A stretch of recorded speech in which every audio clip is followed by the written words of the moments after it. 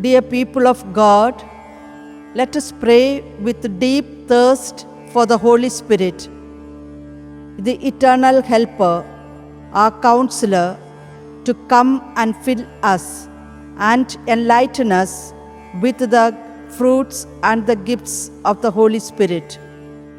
Let us present all our hopes, needs and disappointments before Him.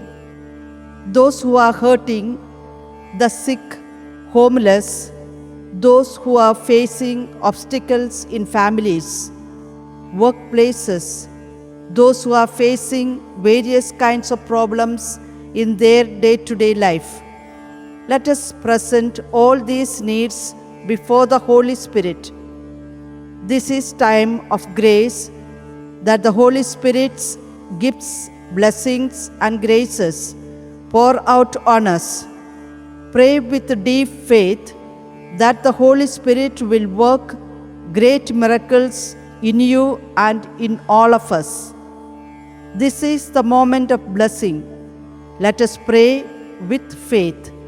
Come, Holy Spirit, I need you.